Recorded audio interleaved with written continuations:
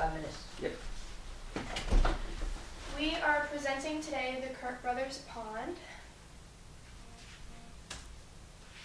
And what we're going to be cleaning is the trash and the weeds and the water. And then that shouldn't cost anything since we're doing it.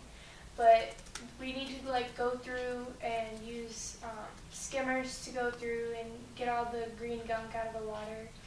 And then when we're done with that, we are going to use our time to clean out the filter so it has further cleaning. But for gears that we would need to be able to go under the water would cost $120. So that's basically the budget for cleaning. Okay, so we thought about doing docks and benches because we thought there would be more sitting area and have a nice view of the pond, I guess. And we were thinking about getting 2 benches so we could have more room. And together that would cost $660. And then for that dock right there, it would cost $1,475. And we put 2 benches on each side of the dock so that, yeah. You can see. This was my slide. So I hope you enjoyed the picture of Niagara Falls. It's similar to out there. Yeah. We talked to Ben about the waterfall, and we were wondering if there was a pump there in the first place, and he said that they had never been able to find it. It used to work when the bank belonged to someone else, some other company or I guess. So we'd have to get a new pump, but minus if we find anything wrong with the electricals and the pipes, a pump should only be about $150. And then we also want to put a fountain, right there, in that general area, and that should cost about $1,000. Alright, so for the fish, I wanted to do koi, but I couldn't find any koi dealers around, I think my great aunt has koi, so I could ask her where she had gotten those. So I chose goldfish, and it's called a plecostomus. It's a type of bottom feeder, and also a golden orf. So goldfish are hardy and they can live through the winter. They need about 40 inches deep in the pond though, so we would have to dredge that, which would cost between $1,500 and $5,000. Yeah, it's pretty. It just depends on who's doing it and how big of the space we need to actually dredge out. So goldfish, they populate very quickly. So I was thinking about only getting 8 of them, and that'd be about $120 if you got the bigger sized ones. And then just one pleco would be enough for the whole pond because they eat a lot and they like to eat the algae, so you don't really have to feed them very often because they just eat the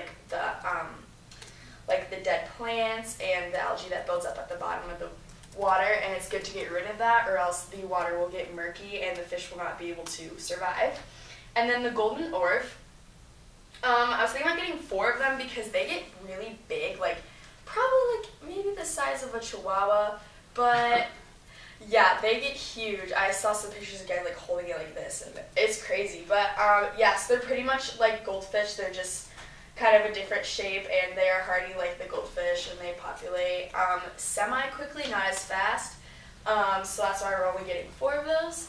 And that would be about $256 for 4 of those, and a pleco is only about $9, and they grow really big, about 1.5 feet, 2 feet. So yeah. Okay, so for visuals, I guess, to make it look more pretty, we decided to add lights, and in between, I guess, the lights, we decided to do plants because we thought it would look prettier and more appealing. And for that, we thought for 2 packs of 15 lights, it would cost $360. And then we thought about putting rocks, right here. Let's have rocks, I guess. That would be 20 feet, and that would cost $640 in total. And then for plants, we decided to do switchgrass, chrysanthemums, and vines for the pergola, I guess. And the chrysanthemums would go where the plants are. And same with the switchgrass. And the switchgrass would be 125, chrysanthemums would be 180, and the vines would be 80. I drew this picture really weird, so I don't know if you can tell, but down here, this is like next to the pond. It's like the same elevation, and right now it's just like a black tarp. But like this is probably what you can see right now, and there's like a retaining wall right here. So I don't know.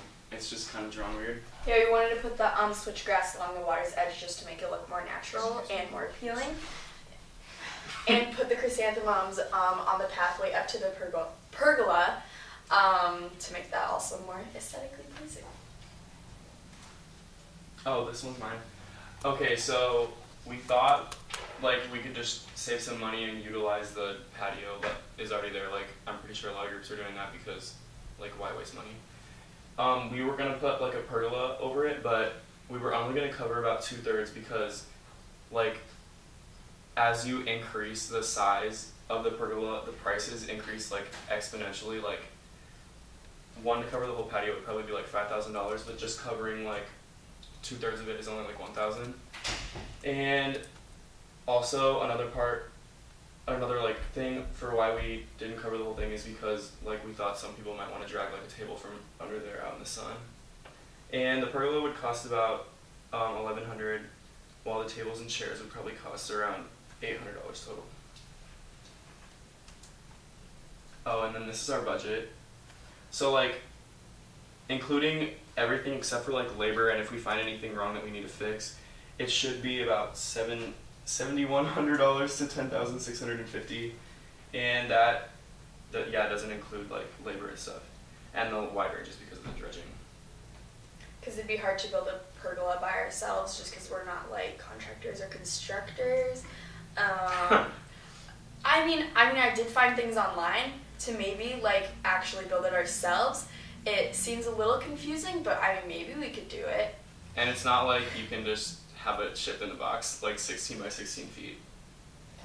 That's all. All right. I do have one question for you. I think you already